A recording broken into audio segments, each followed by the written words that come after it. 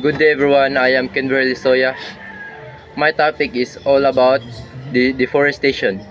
Deforestation is refers to the cleaning of the forest for agricultural growth, infrastructure projects and urban development.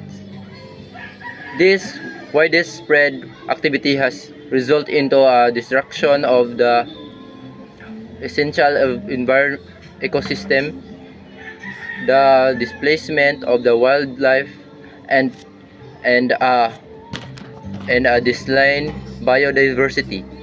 The effect of the deforestation are extensive,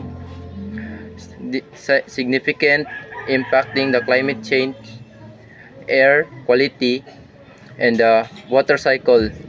Immediately, action is necessary to take the harmful consequences of the deforestation on our planet.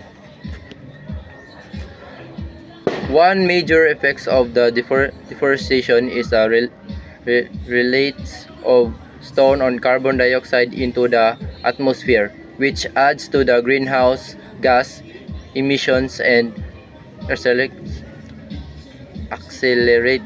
climate change.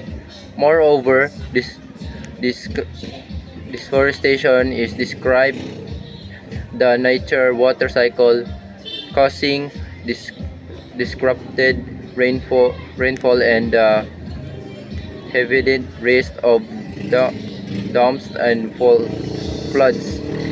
The removal of the forest is also leads to a soil erosion, which negative impacts of the in cultural productivity and the worsens foods insecurity in various areas.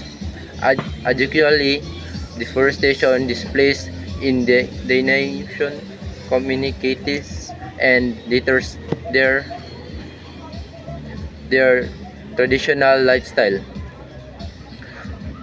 To combine this deforestation, we need to organ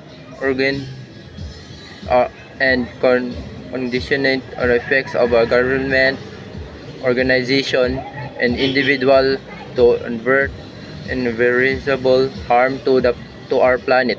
Adapting to a sustainable forest practice in initiating reforestation projects and implementing the conservation and sanitary for the restoring of the safeguarding of our forest.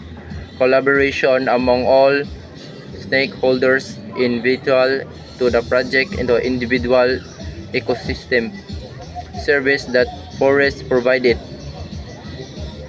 It is a crucial to prioritize the provision of the restoring of the future of both humanity and the environment by uniting in the fight of against deforestation. We can portend the healthier planet of both present and the future generation. That's all. Thank you.